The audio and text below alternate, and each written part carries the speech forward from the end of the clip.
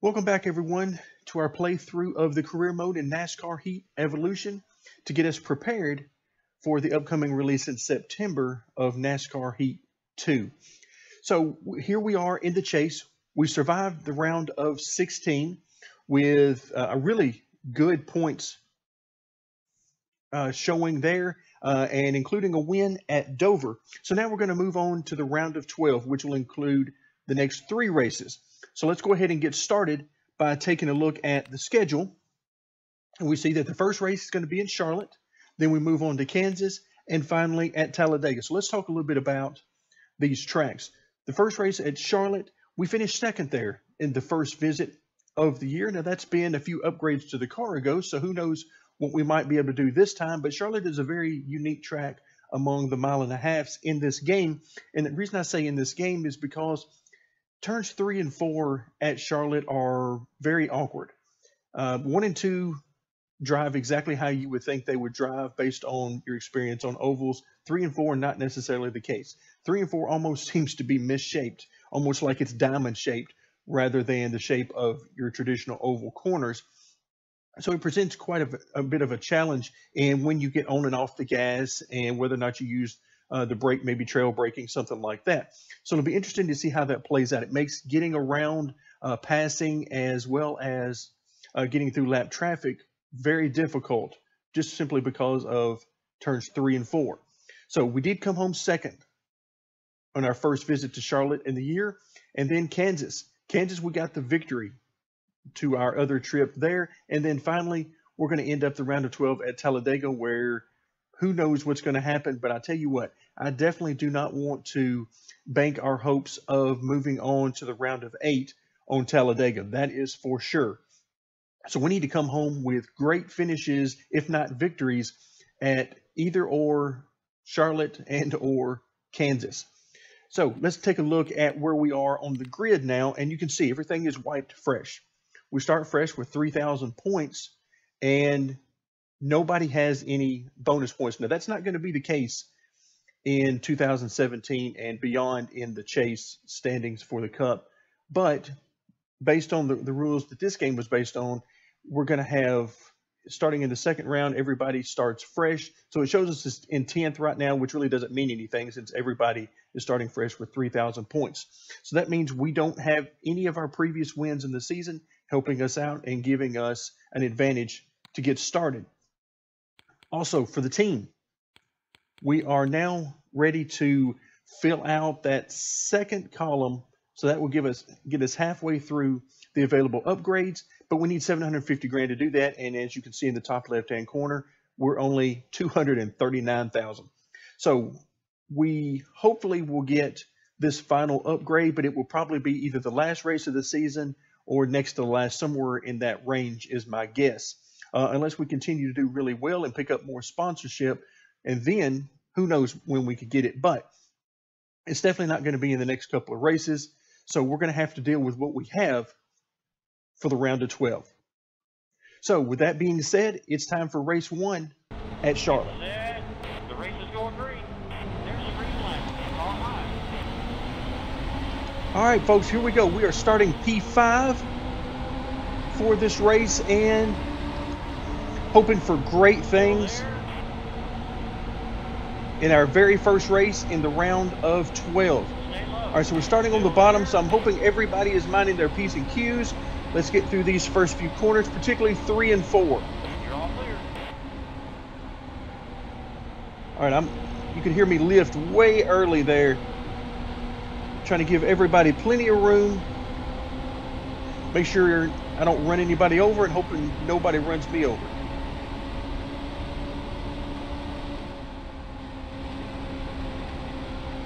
All right, now let's get up on the high side and see what kind of speed we've got. So far, so good. I like this a lot. Now, if you remember back to our first visit to Charlotte. Still there. All right, still trying to give everybody plenty of room. If you remember back to our first visit to Charlotte, we finished second to Kevin Harvick, who is the guy we just passed. Carlo. All clear.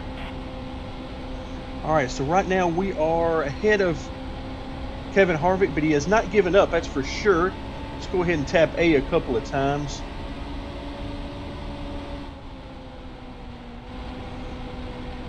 All right, so we are gaining on Busch for sure. So we're not going to rush anything. We got plenty of laps here. We're running second. 20 to go. All right, yeah, 20 laps to go. We're running some good lap times. Oh, good run here. Good run. See if we can get to the outside of him. I don't particularly like being too wide in turns 3 and 4.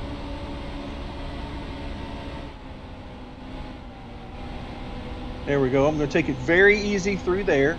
Try to give him plenty of room. The last thing we need is to get into a wreck. Now, if this were the last corner or the last lap, then that's a little different, and we're going to be going for broke.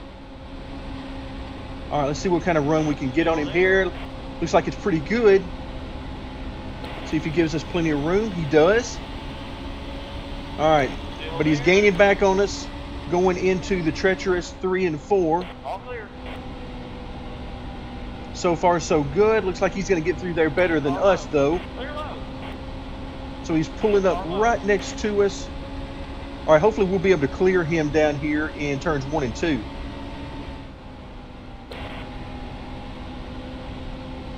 Still there. I still hear him, though. I would love to tell you that I can just depend on the spotter, but unfortunately the spotter Still there. is known to just sort of go blank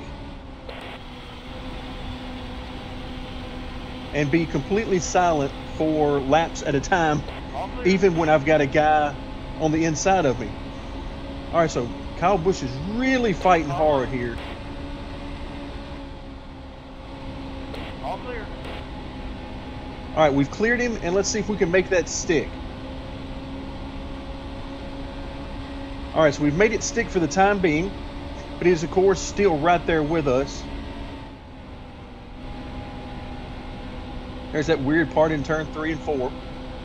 Feels extremely weird. Now, I'm not saying it's necessarily misshapen, but it certainly feels that way.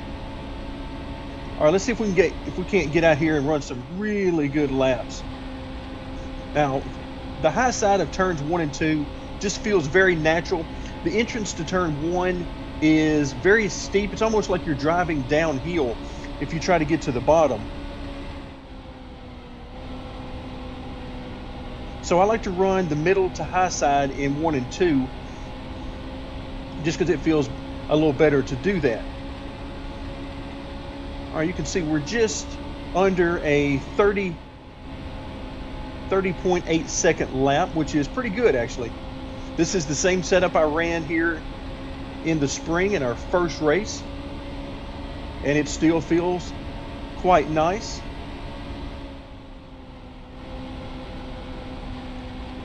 Once again, as I usually do, particularly for the second trip to the same track during a year, I like to That was a great lap. load up the most recent setup that I used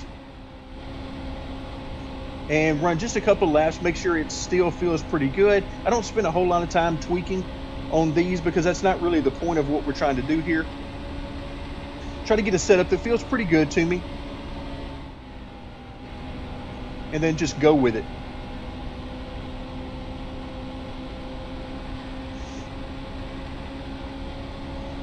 All right, we are now 1.7 seconds ahead, still running in that 30.7 to 30.8 range. Get a little bit higher up on the track here. Now you see that dark surface on the track to, I assume, represent the groove, but that actually has no effect that I can see on the actual grip. Not in this game anyway. That's not necessarily the case in other games, such as R Factor 2 or iRacing. All right, we are pulling out ahead by a nice margin. So what that's going to do is it's going to allow us to focus on running good laps, hit our marks, on and off the gas whenever we need to be, on and off the brakes if we are using brakes. The only reason to use the brakes really at a track like this is if you decide that you want to trail brake it a little bit to get the nose of the car settled on corner entry. Okay, that's the halfway mark now. All right, halfway. And the good news for us is that I've not seen any lap traffic ahead of us just yet. We've got 11 more laps. All right, I see a couple of lap cars there ahead of us. And as I will continue to say, and hopefully NASCAR Heat 2 will improve on this in every way, in the AI behavior. But in general, the AI behave pretty well once you get them spread out. A few laps into the race, when everybody starts to spread out and get more single file, as long as they're single file, or you catch them, you know, maybe even 2 or 3 at a time, you're okay. But if you get them running side by side and in big clumps of, you know, 5, 6, 7, something like that, you're going to have a lot of trouble with them because they're not sure how to react to being in larger groups. So the start of a race or on a restart, something like that, makes me very uncomfortable because they seem to behave pretty erratic. All right, we now have a comfortable 3.3 second lead on second place, which is still Kyle Busch for the moment. And he's got what seems to be a very nice lead over third place Kevin Harvick.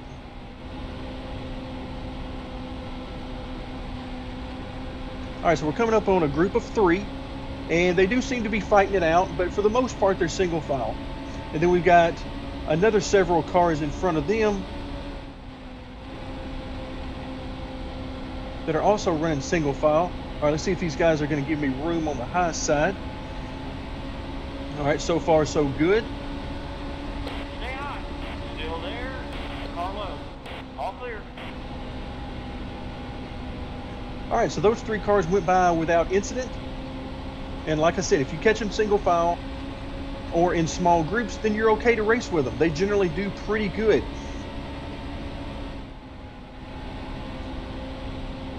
Great examples of that were the last race at Dover that we were able to win. Ran some great laps right behind Brad Keselowski.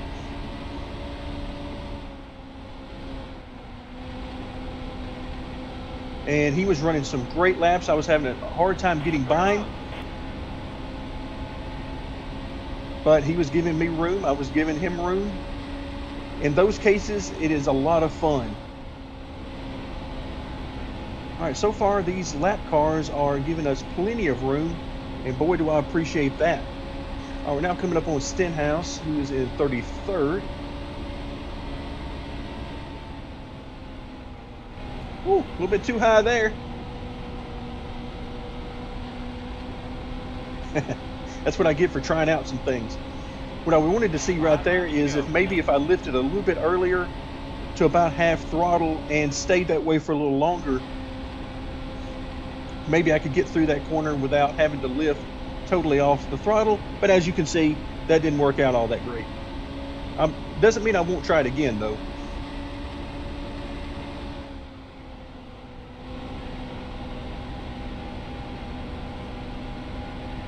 All right, that wasn't so bad. I didn't come completely out of the throttle there either, but I just ran a little different line. We're a full 6 seconds ahead.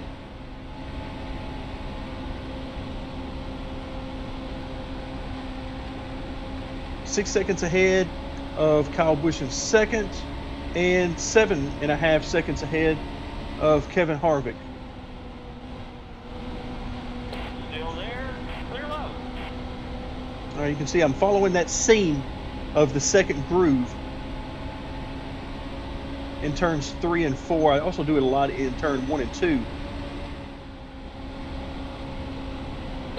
All right, all of these guys also giving me plenty of room on the top side. All clear. So far so good on the lap traffic.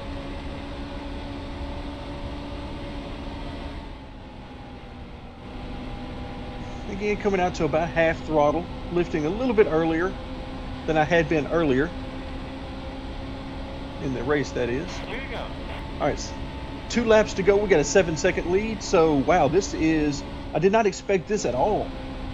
I expected a much tougher race. Again, we finished second here in the spring. A little bit longer race, but I remember having a much tougher time getting through traffic there. So our car must be a lot better than it was then, and these other cars definitely have not improved.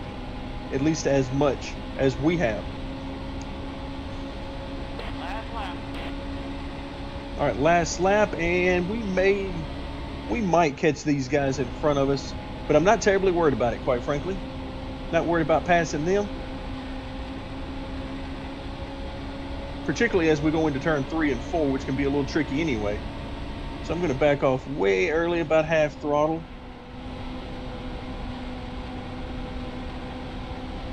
Still there. All right, so here we are. We're going to bring it home, and this win will guarantee us a slot in the round of 8. And wow, it's giving us a speed rating of 105, but I know we can go faster than that. Again, our car's not even fully upgraded, so we're going to be way over that on speed at full upgrades. So 23 laps and an easy victory for us of almost, about 9.5 seconds, almost 10 seconds that we won that race by, which means that had that race continued to go, we would have literally lapped the entire field.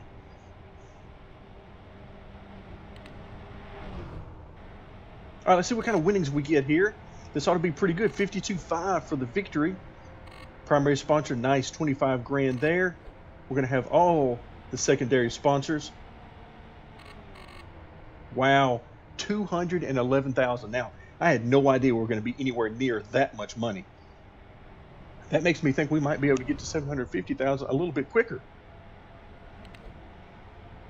All right, so this win will put us at 3,045 points, but the most important part, of course, is that green advanced tag out next to our name, which means that we are now guaranteed a spot in the round of 8. Again, very unexpected. I expected to be in the top 5, battling it out for a win, but I did not expect us to have this type of advantage over the AI. All right, let's go ahead and head back to our garage area, and now we'll prepare for Kansas. But now you can see our bank account, 450,000. So yeah, quite a bit of money. So paying really well for winning races. Over 200 grand for that race. We'll take one more quick look at the standings and see that we have 8 wins total for the season, but that's a little skewed because most of those came in the regular season, only 2 of those now in the chase, but both of those have come in different sections of the chase now. One in the first section of the chase and the second section of the chase, which is going to guarantee us a spot in the round of 8. Wow, 8 wins. I definitely would have never thought that that would have been possible when we began this season. But we're definitely going to take it. And coming up in our next video, we're headed to Kansas where we won our first attempt there. So we're going to try to repeat there as well and see if we can't work our way towards sweeping this round of 12 and win all 3 races. Wouldn't that be something? So stay tuned for that.